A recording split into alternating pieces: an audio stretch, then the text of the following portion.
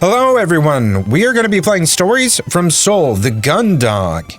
I'm going to at least do like the first hour or so of this with the intention of eventually playing through the entire game.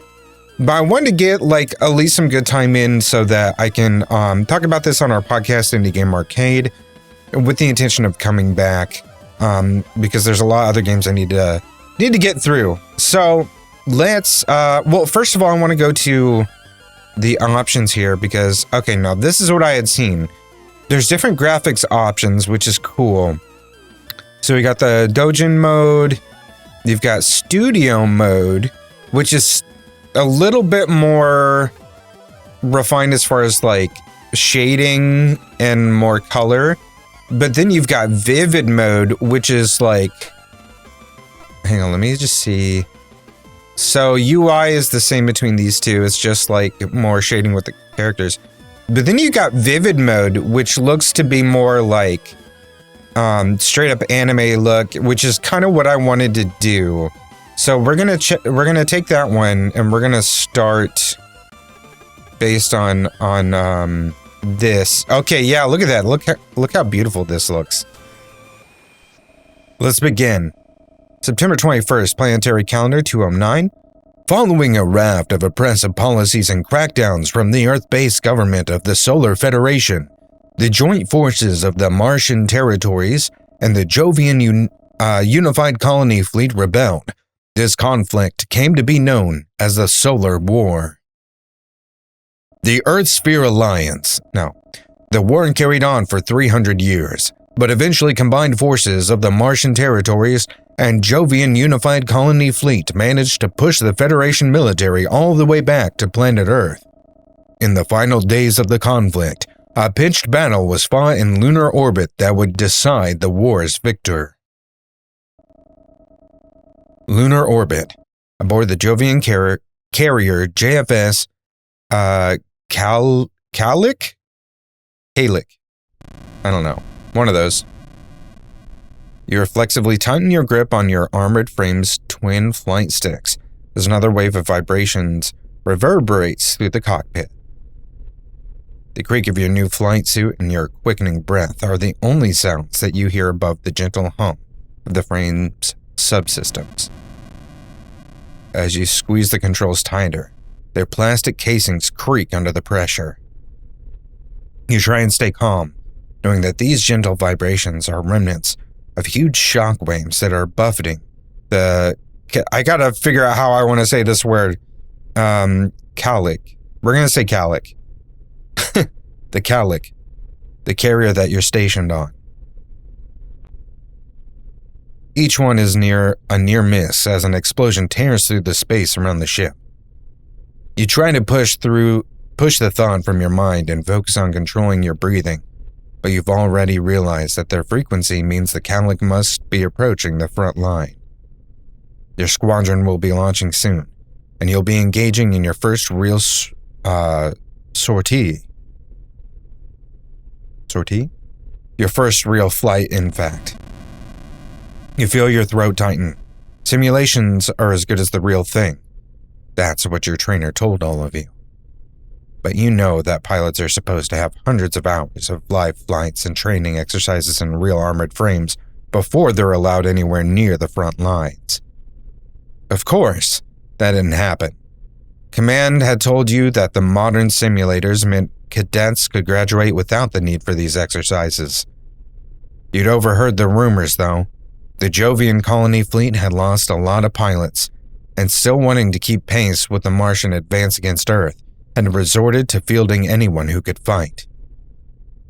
Your whole squadron is just like you, freshly conscripted from Europa colony. You'd undergone basic training there, but almost all of your flight training had taken place on the cruiser's journey from Jovian space. You wonder how the others are feeling right now. Whether... Oh! Kalik 5, this is flight deck. We're preparing your squad for takeoff. Running last-minute diagnostics on your frame. Activating all systems. Now. Alright, looks all good to go. We'll run a few more checks, Then we'll have you spaceborne in a few minutes. You ready to show these Terrans who's boss? What kind of character do we want to be? Do we want to be stoic or do we want to be cocky? Let's be cocky. Damn straight, ready to kick some ass. Yeah, can't wait to get out there. I'm gonna. You stammer, trying your best to convince not the engineer, but yourself that you're ready for what's waiting for you. Whoa, take a breath there, Calic 5. It's not going to be that bad out. No need to get all riled up here in the hangar. Tell you what, pilot, what's your name? Oh, I get to choose a name. Let's go with... I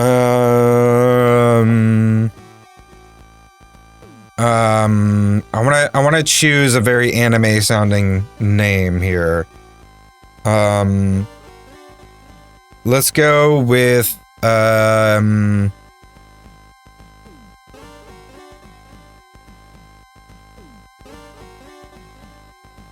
going with Lance. We're going full anime here. Lance, and what's your surname? Lance. Let's see. Lance.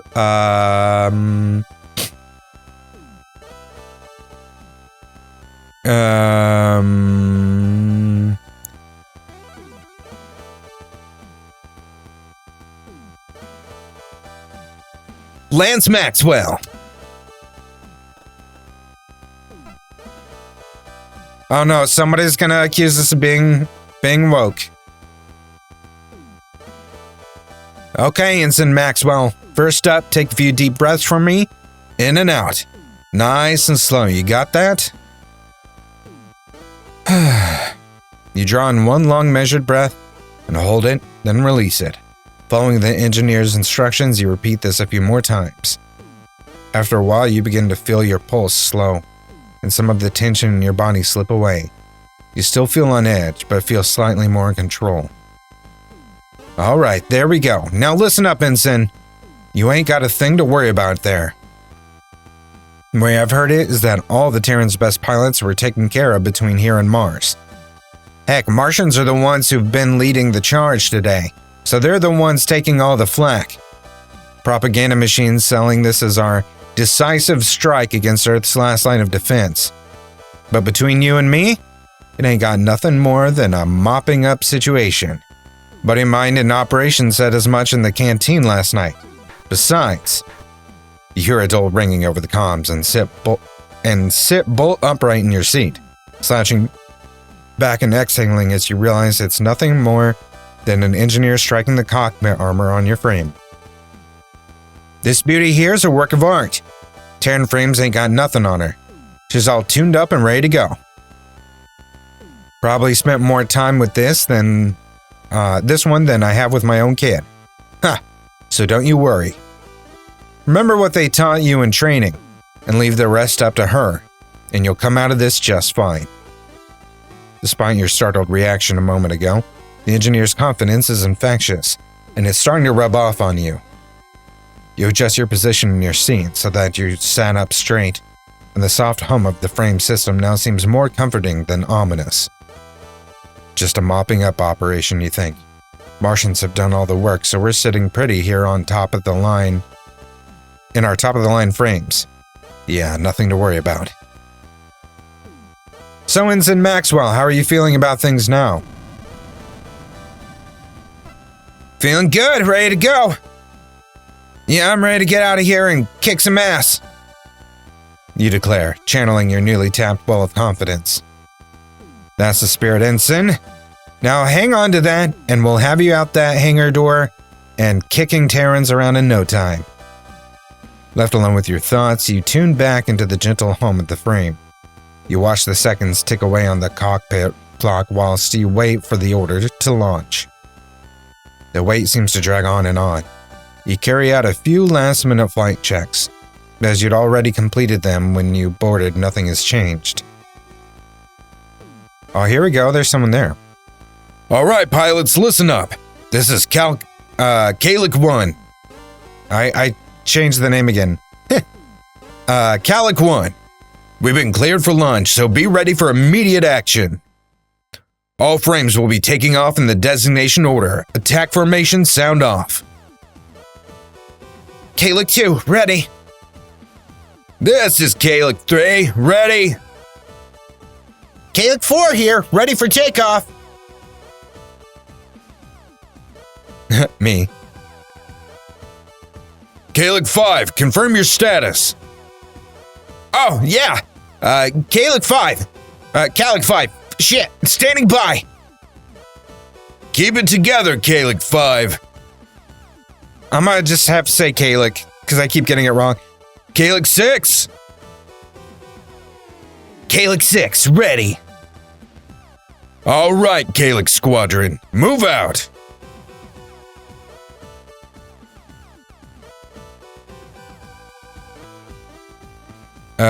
Okay, everyone's launching.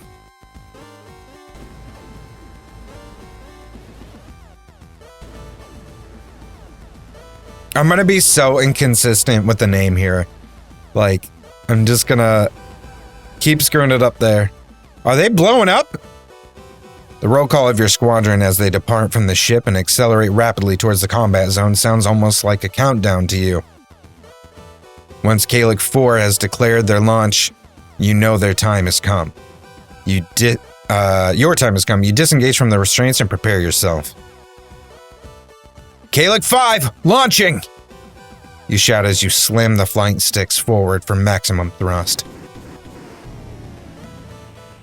Uh-oh. Calic 5, abort launch! Cut thrusters! Calic 5, abort launch! Cut thrusters! The engineer's instructions barely register in the confusion as you're jerked around the cockpit. Your helmet slamming on the control panel as a brief moment of thrust throws you back into your seat before you're whipped forward again. Warnings flash all over your monitors and sirens and alerts sound from all over the cockpit. Calic 5, abort launch! Abort launch and cut thrusters!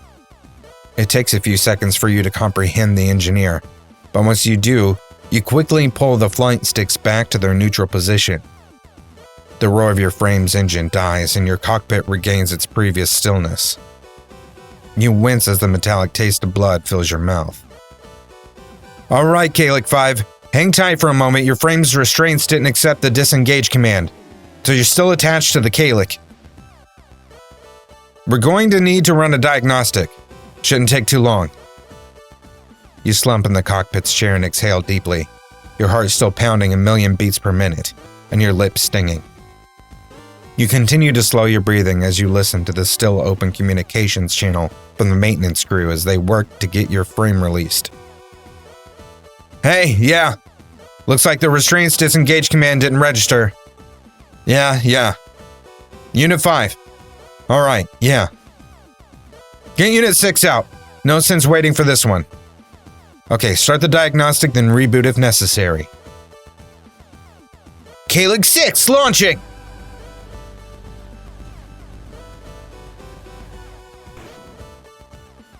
See ya, buddy. Man, I'm such a loser. What do you mean hardware fault? We checked this 10 times since Mars at least. Who's assigned to Unit 5? Oh, Fine, right. Shut down systems and run the diagnostic again. I want this frame out there in the next 5 minutes. Calic 5, we're going to shut down your frame systems for a moment so we can run diagnostics. Stay ready though. We'll have you launching soon. Calic 5, understood. Ready and waiting. Oh boy. As your cockpit fades to darkness again, you release the flight sticks and suddenly realize just how long you've been clenching your fists around them. You flex your fingers and roll your shoulders, exhaling again as you begin to hear the muffled sounds of the engineers working your frame's restraints. Staring at the dead monitor, you slowly begin to smile. This is what you wanted, wasn't it? You'd spent so long worrying about this mission that you'd thrown up twice in the past 24 hours, and now it looks like that was all for nothing. You got what you wanted, and you were safe. As safe as you can be, strapped to the outside of a military carrier in an inactive armored frame anyway. Your smile widens inadvertently at the thought. Getting shot down in an inactive frame still in its restraints. You'd become a cautionary tale for engineers and pilots throughout the entire Jovian colony fleet. Your mind turns quickly to the rest of your squadron. When they returned, you'd be the laughingstock of the entire Kalik. The pilot who'd spent their entire first mission stuck in a dark cockpit. You dodged a bullet, but you'd never. This is Kalik 6! They've cut off the flight path! There's more! There's a whole squadron of carriers coming in from E-Field! Kalik 1! They're going to cut you off from the fleet, Kalik 6's signal disappears as you sit bolt upright, as you begin pressing buttons trying to activate your cockpit's main monitor so you can see what's going on. However, with your frame systems shut down remotely by the maintenance crew, you can do nothing but sit in the dark stillness and listen to events unfold. Kalik 6, respond! Kalik 6, what's going on? How many characters are coming in from E-Field? Ma'am? Kalik 6's command has been lost. It's not responding. He's... I just now realized the commander's a female. Hold it together, Kalik 4. All units form up. Defense formation on me. I said all units, Kalik 2. Don't break formation. I've already, committed to this deep voice. I'm stuck. Ma'am, they're firing on us. There's so many of them. Oh God. Ma'am, help. In an instant, your communications channel is flooded with cries of terror and panic. You hear your squadron's mates. Your fellow pilots' exclamations of fear as this unexpected enemy force bears down on them. Screams and yelps, wails and howls fill your head as you sit powerless in the dark confines of your cockpit. Hey! Hey, who's out there? Engineering! Hey! Get me ready! I can help! Get me ready to launch! Engineering! They're getting killed out there! I need to go! Now! You shout demands to get your frame ready for launch over the channel, but are met with no response. In the dark of the cockpit, with your controls unresponsive, you can't be sure whether the channel is closed or if no one's listening, with all your attention turned to receiving the battle-damaged units from your squad. Listen to me! Anyone! Anyone, get me out there! You desperately begin attempting a manual override of your systems, but find that nothing responds to you. The only spark of life that you can glean from your frame is the small diagnostics progress bar. I need to be out there! Anyone! Hey! In one last desperate attempt, you begin hammering on your cockpit walls, hoping to get the attention of the engineers you could hear outside earlier. The entire time, the chaos of the combat out in space is narrated to you in broken fragments of radio chatter. There's 3! 4 on me! I've lost my shield! I can't shake them! They're everywhere!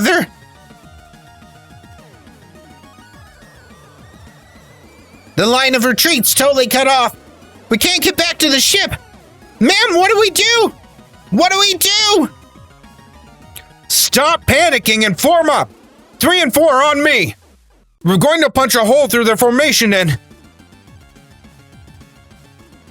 Ma'am! Ma'am, come in! Ma'am!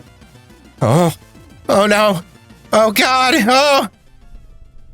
One by one, your squad signals disappear, and the cacophony of panic disappears, replaced by the gentle hiss of static. You stop hammering on the side of your cockpit as the last voice is cut off. You're drenched in a cold sweat now, and your empty stomach feels like a rock has sunk to the bottom of it. You lean back and stare blankly ahead. This is Kalik 5.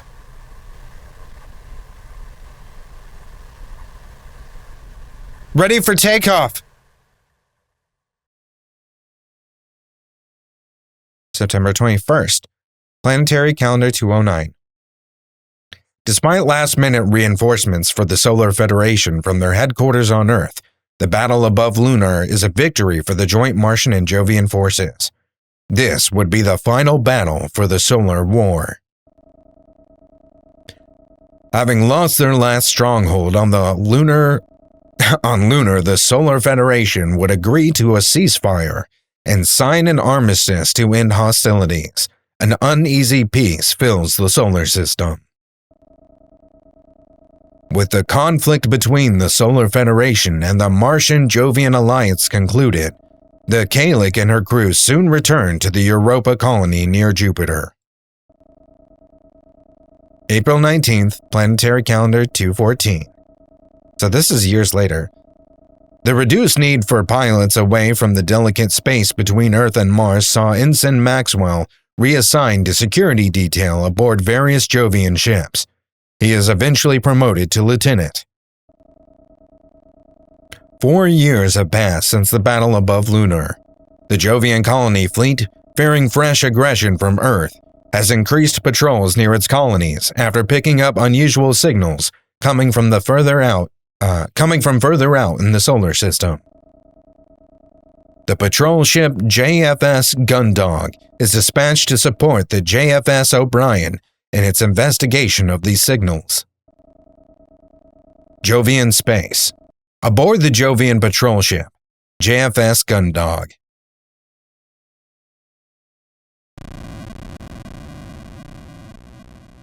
Alright, we finally get some stuff we can do. As the rumble of the Gundam's engines roaring to life reverberates through the ship, you clench your fists.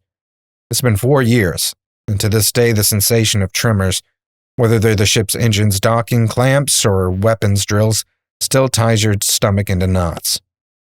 A bad treat for a ship's security officer. You shake your head and exhale slowly, taking a moment before stowing the last of your possessions and pushing the drawer closed.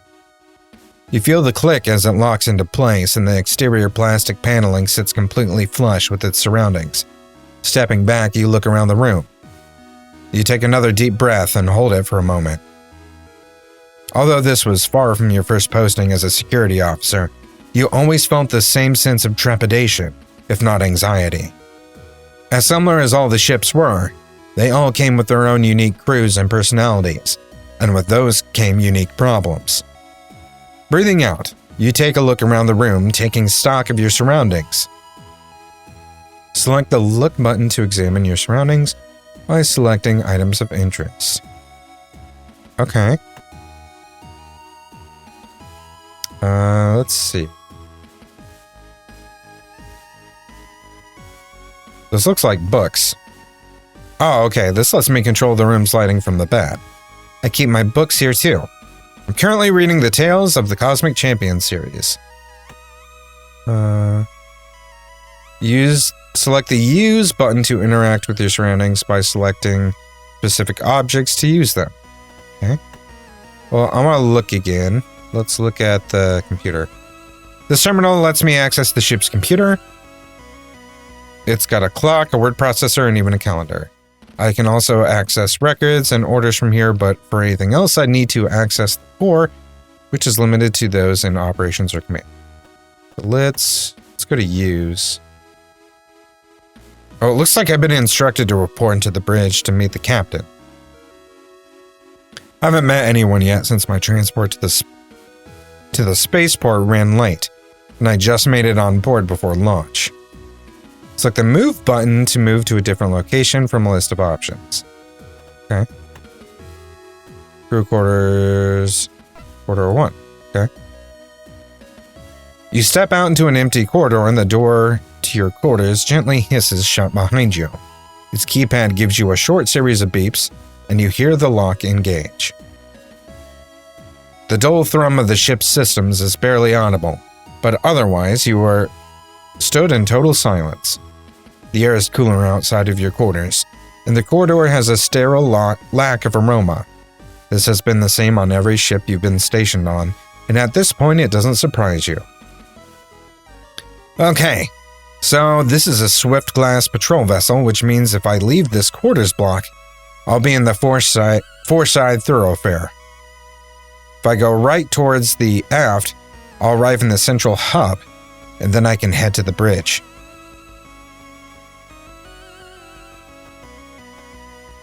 I want to look at Hanson Cruise? Aru Rumney. What happens if I just open their door? I don't need to go in there right now. Okay. We'll go there. You leave the crew block behind you and find yourself in a much larger corridor that stretches off to your left and with multiple smaller corridors leading from it. To your right, the corridor leads to a large plaza-like space. A very faint breeze coming from your left ruffles. Left ruffles your hair and chills you slightly, and you hear the sound of human activity. From the right, you can hear the hum of the ship's engines more clearly now, as well as the occasional low, quiet whirring sound. Looks like I was right. This portion of thoroughfare will let me access both sets of crew quarters, the mess hall, the hangar, and the central hub. From there, I can access the rest of the ship's areas. I should hurry up and meet with the captain before I look around anywhere else. So that's the hangar. Let's go to the central hub then. As you enter the central hub, you hear a low whirring noise and the engines grow louder. You can see the readouts above one of the elevators change, letting you know someone is using it to travel to another part of the ship. Looking around, you see the entrances to both the fore and aft side thoroughfares, as well as the corridor to the airlocks. These elevators will take me to the bridge where the captain will be. I shouldn't waste any more time. Okay. Let's go to the bridge. Knowing that you need to report to the captain, who at this point of the ship's journey should be stationed on the bridge, you make your way towards the elevators and press the call button. You step back and watch the indicators above the elevator, waiting for one to arrive.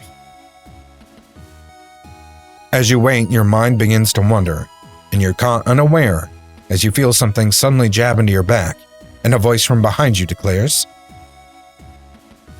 "Hands in the air! Identify yourself!" Your posture stiffens as you snap back to reality. Oops, there goes Rabbit, Oh, no. Caught completely off guard by the voice behind you.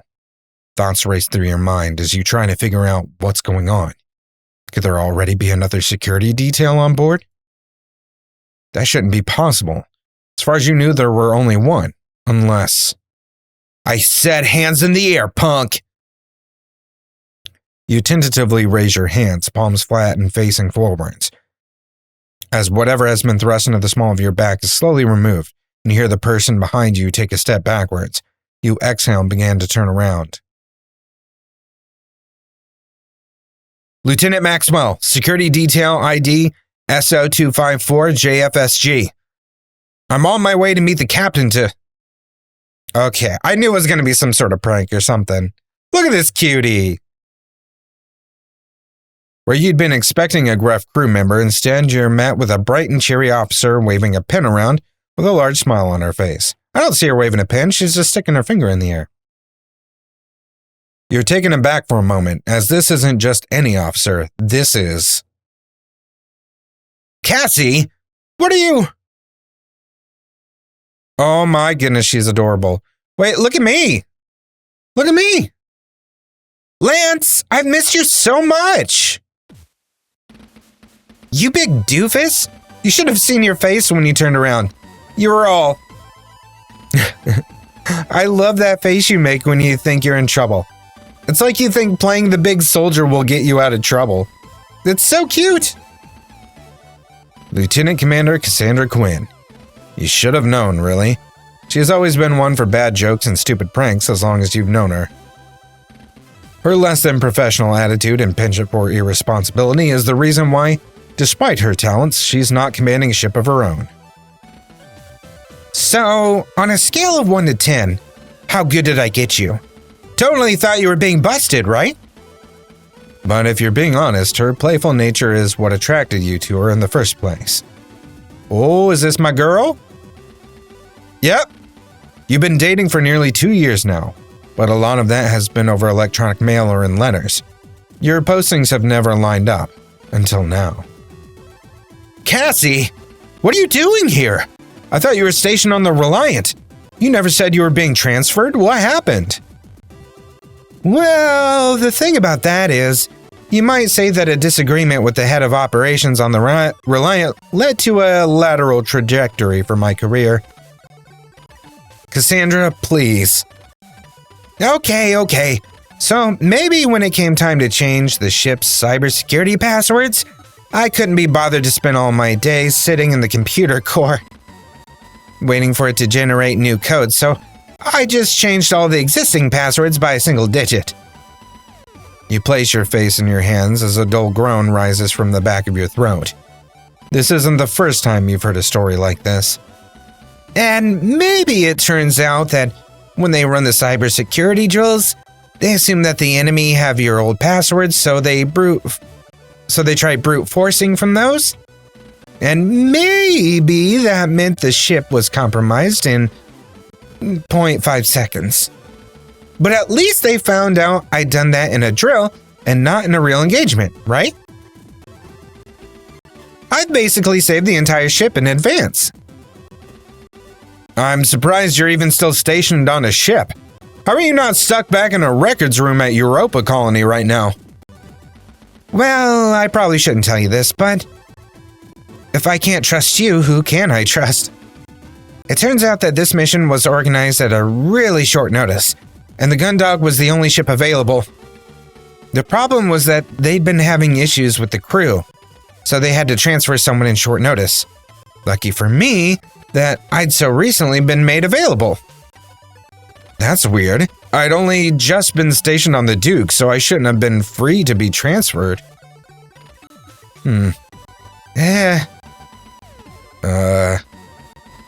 Okay, you figured it out. I may have used one of my contacts from the Academy who works in resource to transfer you over here. I'm pretty sure you know every regulation you broke by doing that. No, what was I supposed to do? Get stationed to some tiny ship heading out to the middle of nowhere with no one I know on the crew? We haven't seen each other in months. Aren't you glad to see me? Of course I'm glad to see you. I've missed you too, you know? It's been a long time. You don't become part of the Reliance Operations Department without some serious talent. I'm not going anywhere. Oh, you said you were on your way to see the captain, right? Have you had a chance to take a look around the ship yet? No, not yet. I was going to... Great! I'll show you around. I've been here a few days, so I basically know this ship like the back of my hand. Where do you want to go first? I was on my way to see the captain. I felt the engine start up, so I know we're launching soon, and I thought that I should probably report in as soon as possible. Oh, don't worry about that. I've already logged you on board, so it's just a formality now. Besides, Captain Bartimuse isn't exactly a stickler for procedure, so we can check out anywhere you want before we head up there. Well, alright, in that case. Great! This is going to be the best tour you've ever been on. By the time it's over, you'll have seen every inch of this ship and met everyone on board. It's been so long since we last saw each other, too. We definitely need to take time to stop by my quarters and get reacquainted. Ooh, okay.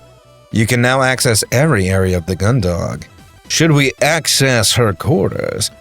Select the talk button to view a list of who is available to talk to you. If you change your mind, select the talk button again. You look around the central hub as Cassandra already begins to make her way to your first destination, waving at you to follow. Might be a small ship, you think, but now would be the perfect opportunity to learn its layout and familiarize yourself with where you'll be spending your current duty. Plus, you admit, it wouldn't hurt to meet all the crew. Better to get to know them sooner rather than later. Okay. Okay, so talk, we can only talk to Cassandra so far. Let's not do that. Let's move. Where can we move?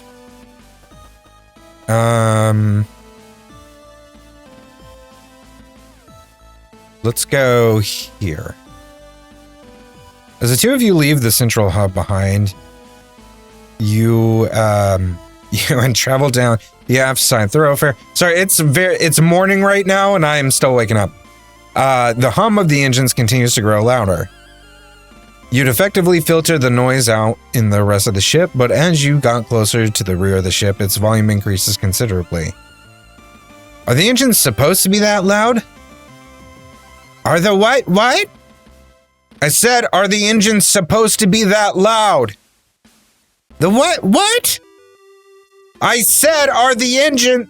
I heard you the first time. I'm just messing with you. You could have fooled me.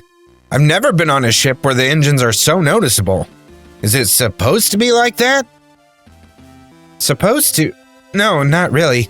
But the Gundam is a Swift class, a type of patrol ship that's designed for rapid response. They're made to cover large areas of space quickly and offer basic assistance to ships in distress.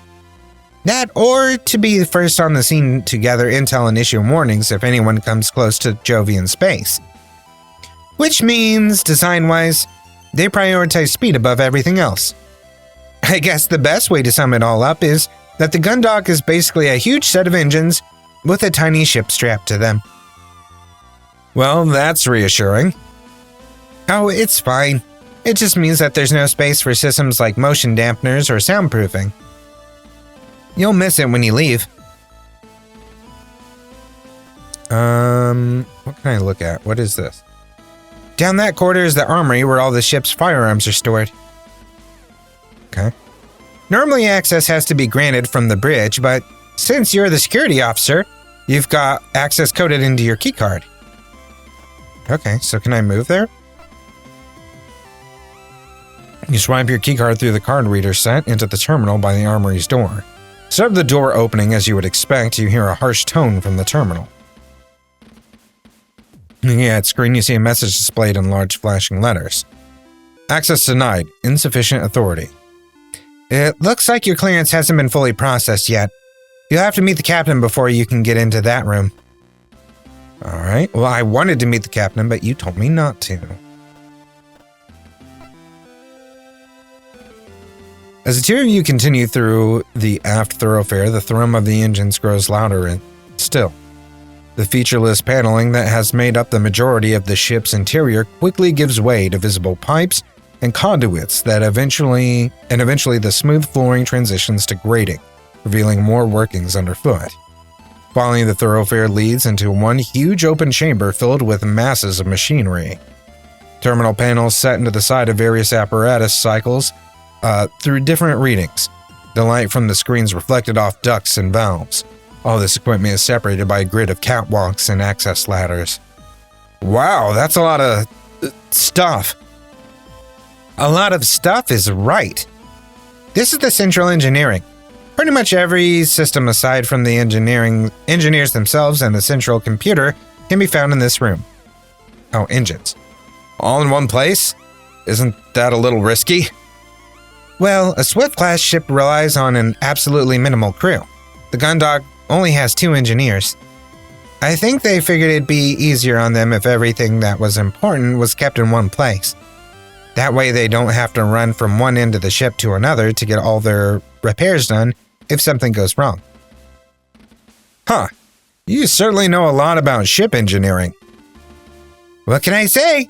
I'm a pretty talented individual. Oh yeah? Whilst we're here, you can share some of that knowledge. What's that over there? That's a pholenic conversion unit. And what's that? Oh, that's the omnifaceted Wayne shaft. Uh-huh. What about that? That's the turbo-encabulator? Every day's a school day. I'm head of operations, not chief engineer, okay? I don't need to know what... Hey, no one better be screwing up there. I don't know what kind of voice to give this person yet. You both jump as a stern voice barks at you from below. Looking down, you see through the grating that there's another catwalk situated below the one you're stood on, with a crew member moving at speed towards the ladder that joins the two walkways. I swear if I find so much as a single terminal readout out of place, I'm stuffing the two of you in the organics processing system. If I have to retrieve one more pen from behind the compressors... The crew member continues to grumble as they ascend. Oh, okay. Hello. Hello. Hello. Okay. Okay. Quinn, you better not be here to tell me that your favorite pin has somehow fallen into the system block again. No, Chief. Got it right here. Damn straight you do. Now make sure you hang on to that one or you're going to need someone to pull you out of the system block instead. Look at those muscles. And who's this? Our wayward security officer? You got a name there? You quickly throw a sharp salute at the woman in front of you without even checking her rank first. Not only does she loom over you physically, but you quickly pick up on a force of personality that feels like it adds an extra 6 inches to her considerable stature. Lieutenant Maxwell, security officer of the JFS Gundog, ma'am. Less of that ma'am business, Maxwell. Name's Mackenzie Cathays. Cathays, I don't know. Chief engineer, but that's chief to you. Yes, Matt. Chief. Damn straight. Now what are the two of you doing in engineering? I was just giving Lieutenant Maxwell a tour of the ship, Chief. That's so? You never been on a ship before, Lieutenant? First assignment? Never on a Swift class, Chief. I've only served on strike or supply classes to date. That's so. Which strike vessels? The JFS Victory and the JFS Thunderbolt, Chief. Victory and Thunderbolt, huh? Don't think either of those two are less than 3 years old, so probably wouldn't have seen what the new streamlined distribution systems. I wonder if you would have seen the power coils, though. I think the Victory is part of that production. You and Cassandra exchange a quick nervous glance as the chief, who'd previously seemed like she was about to physically throw both of you out of the engineering, suddenly begins a conversation with herself. You continue to stand at a nervous attention as she ruminates about the ship's components. Chief, is there, anything I can help you with about those ships? Oh, Lieutenants, didn't realize you were still there. No, you're off the hook, Maxwell. Not unless you can tell me whether the Victory was outfitted with the 3rd generation's B-Pack upgrades anyway. Sorry, Chief. Don't think I could. Wonder if that's because the retrofitting takes into account space availability in the ship's interior for minimal traversal impact. Although maybe it could be that it takes... I think now would be a good time for us to move on. Good idea. Well, that's all, Chief. We'll just be going now. Oh, yeah, sure. Just don't let me catch you screwing around in here again. Yeah, let's get out of here. She's impressive, yet scary. Central computer? You swipe your keycard through the card reader set into the terminal by the door leading to the central computer. The door doesn't open, and instead you hear a harsh tone from the terminal, which is now displaying an error message. Denied again. Alright, I think we need to go meet the chief.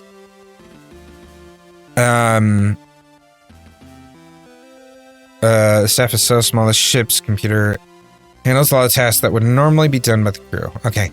It controls a lot of really sensitive functions, so only the captain and the operations team are allowed to access. Oh? I don't think any of the ships I've been on have had a computer system like this. The bigger ships usually have the computing distributed amongst multiple systems across the ship. But, because they've also got larger crews, there's more that the people on board are responsible for. I think that because the Swift class is so small, and there's such a limited crew that they need to assign more functionality to the computer. Because of that, it's a lot more vital that no one screws around with it. I see. You said that operations have access. Can we take a look at using your authority? Well, since the whole reason I'm here is that I didn't exactly take my responsibility with the Reliance computer system seriously. The captains told me not to mess around with it. Ah. But it's not that interesting anyway. Okay, so let's move. So let's go back. We'll start heading back.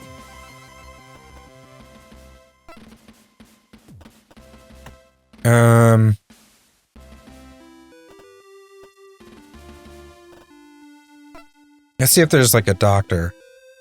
A Vader door hisses open and you both step out into a wide open room.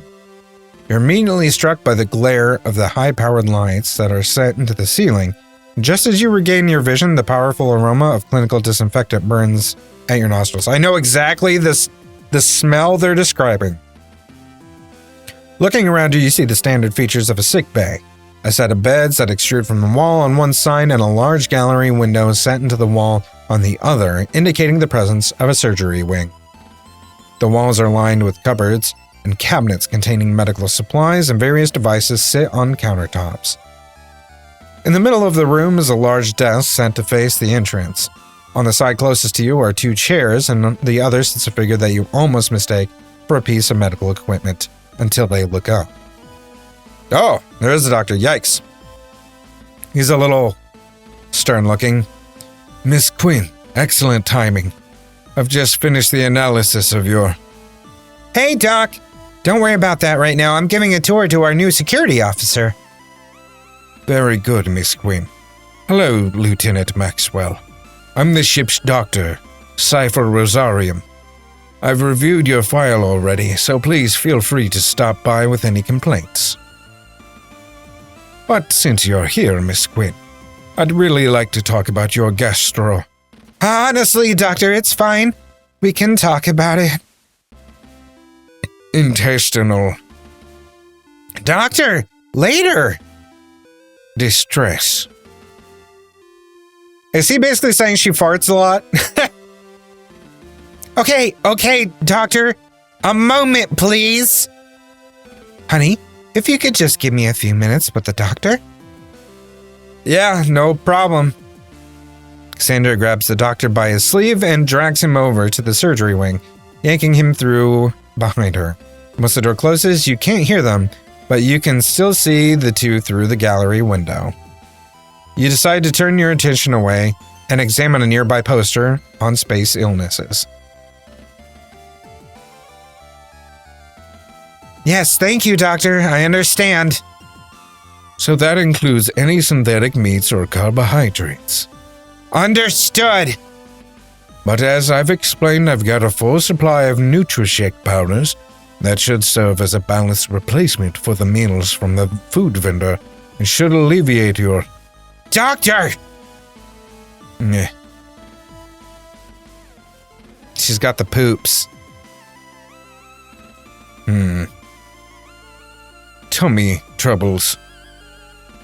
This tour is moving on! She's got like diarrhea, poopers, something going on. Embarrassing. Airlock I think is like one of the only things we haven't gone to yet. And this is the main airlock. It's the main way to get on and off the ship when it's docked.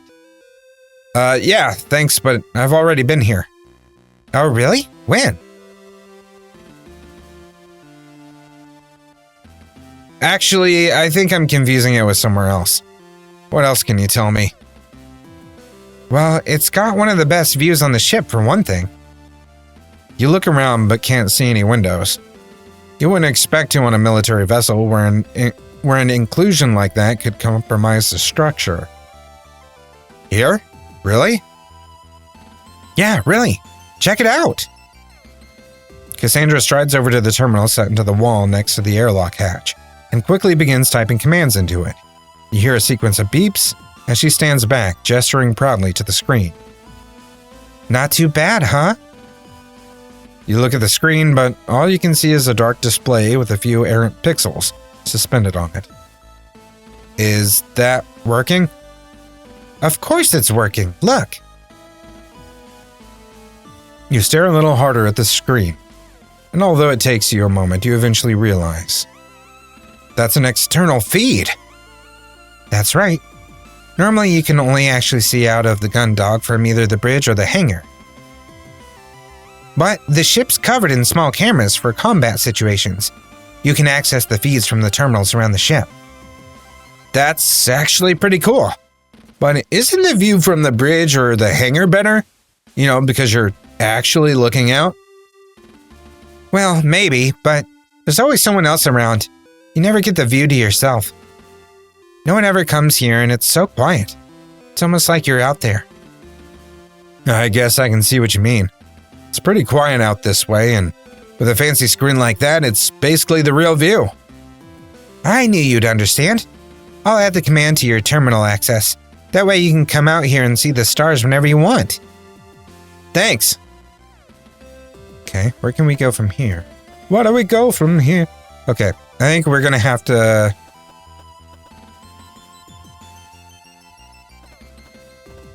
Which one have we gone to? That's the way we eventually came, I think. And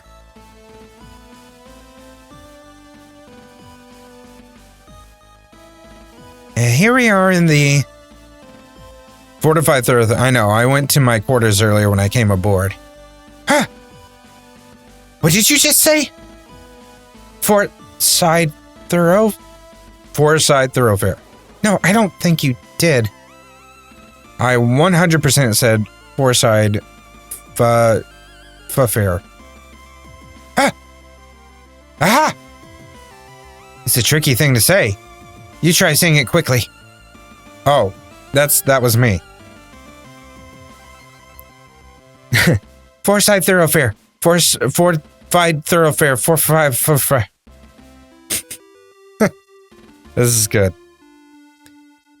We'll call this one a draw, Lieutenant. I wonder if there's... Okay, so maybe there is more people to see now. Yeah, there is. Mess hall. And here we are. Here we have a highlight of this entire tour. The mess hall.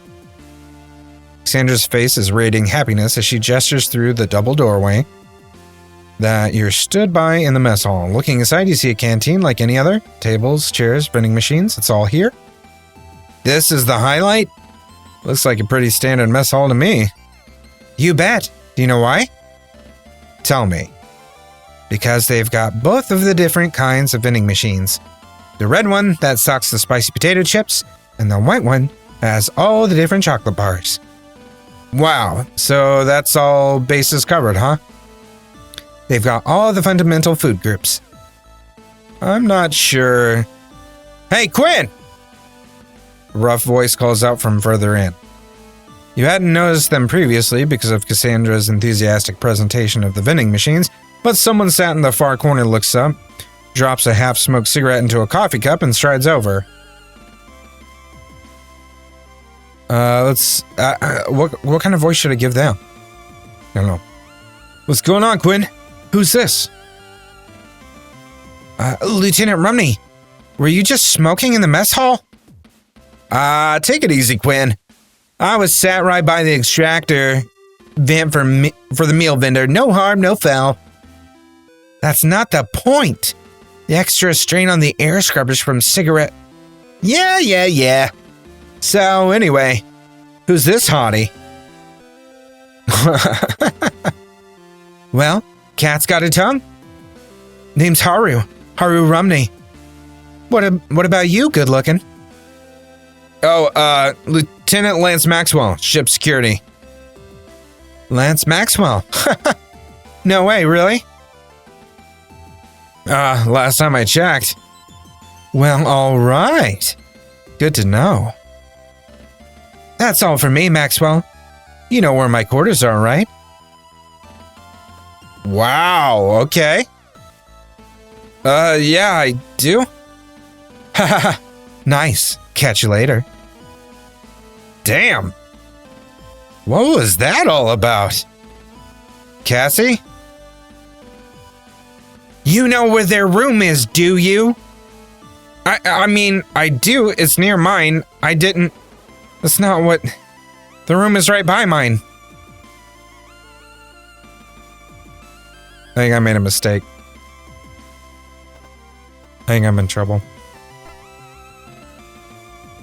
Oh, Cassie, before we go, do you want something from the vending machine? Chocolate? Chips? Soda? Don't think I don't know what you're trying to do, Lieutenant. I promise I didn't get what Haru was saying about their room.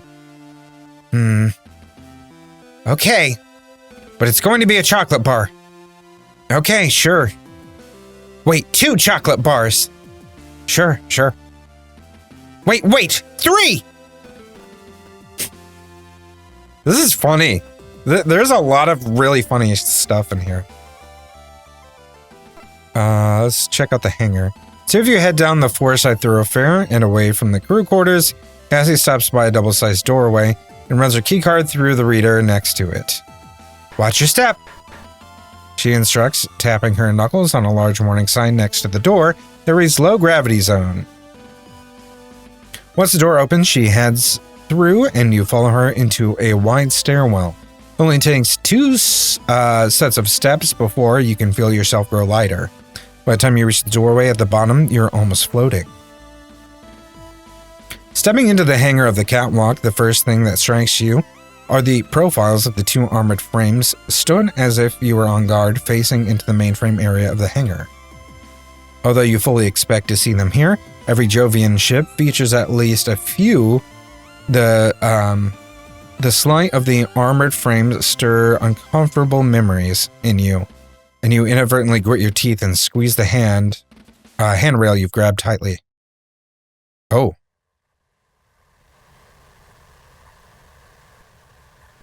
Ma'am! They're firing on us! There's so many of them! Oh god!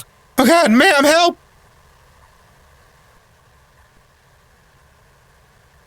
The line of retreat's totally cut off! We can't get back to the ship! Ma'am, what do we do? What do we do?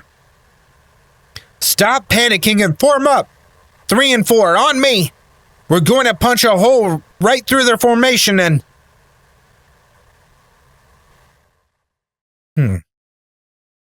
Having flashbacks. Hey, are you okay? Yeah, I'm fine. I think it's just the change in gravity level left me a little bit queasy. I know how you feel. I was late for a hangar audit once and rushed down straight after a big lunch. I was moving so fast that the gravity shift my stomach contents couldn't keep up. Gross. Tell me about it. I did everything I could to keep my mouth shut. You know the rule for low gravity zones. What you spew is left up to you. I wasn't going to be late and on cleanup duty. Speaking of duties, shouldn't there be someone around here?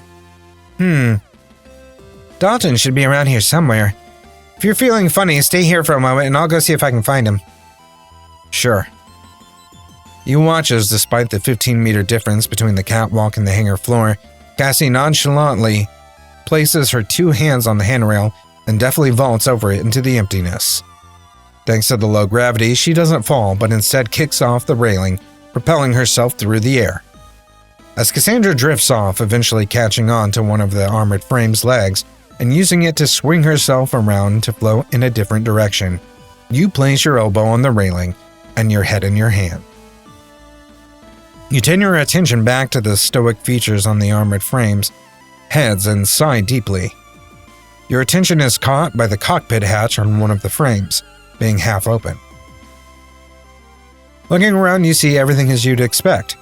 Armored frame weapon racks, storage containers, various equipment, all of it restrained appropriately and fastidiously arranged. The cockpit hatch is the only thing that breaks the pattern. It's weird, I can't find him anywhere. I know it's definitely his shift right now, so he should be around somewhere. Looking past Cassandra at the armored frame with a jar cockpit hatch, a thought strikes you. I think I might have an idea. Follow me. You carry out the same waiting maneuver that Cassie had performed and kick off towards the huge machine's cockpit. Once close enough, you grab a hold of its arm and pull yourself up towards the open hatch. A few seconds later, Cassie appears beside you, and you both notice the sound of gentle snoring coming from within the cockpit. That's great. Well, Lieutenant Commander, I think this is an operations issue, so I'll let you handle it. Leaving the discipline up to me again, huh? Cassandra nimbly clambers up the armored frame, positioning herself right above the cockpit. Bracing herself on the machine's chest, she brings her heel down sharply and repeatedly on the armor. Cadet Grange, attention! You hear a muffled scream from within the cockpit, followed by a dull thud, a string of muttered cursing, then finally a figure emerges from the cockpit. Ma'am, I was just checking the calibrations. The calibrations on the AF. I got some feedback then. Oh, it's just you, Commander Quinn. Excuse me? Just? Is that how you address a superior officer, Cadet? Oh, ma'am, no, ma'am. I was not expecting to see you in the hangar, ma'am. Okay, you can tone it down a bit, Dalton. Oh, yes, ma'am? Good enough, I suppose. Anyway, Cadet, this is Lieutenant Maxwell, Ship Security Officer. Oh, sir, Cadet Dalton Grange, Junior Engineer. Good to meet you, Cadet. Looks like they've got you working hard? Looks like... oh, no, sir. Well, that is... yes, sir. But not so hard I'm falling asleep. No, sir, I was recalibrating the sensor array on the... You take it easy, Cadet. We've all taken a nap in a cockpit in our lives. Well, of course, we never took cockpit naps with the chief giving us our orders, so you probably need to get back on with whatever you were doing, huh? I totally forgot. She's gonna kill me. Good kid, right? I feel sorry for him already. Okay, we're gonna call it good right now. How do I say this? All right, my microphone cut out there, but this is where we're going to call it for now. We're going to... I'll probably pick up and resume this in like a full playthrough at a later date. But I'm really enjoying this story so far. But I feel like I've got enough to kind of understand the gameplay, the mechanics of everything, which, you know, are very, very light. But I'll have more to say about this on our podcast, Indie Game Arcade. So if you love deep dives into indie games, if you love indie games, please go listen to Indie Game Arcade wherever you get your podcast, subscribe, and let me know in the comments what you think of this game so far. If you did like this video, please like, share, comment, subscribe, do all those things. And if you want to see more of Stories from Soul, the Gundam, let me know in the comments as well. As always, thank you so much for watching this video. I love you guys, and I'll see you in the next one. Goodbye.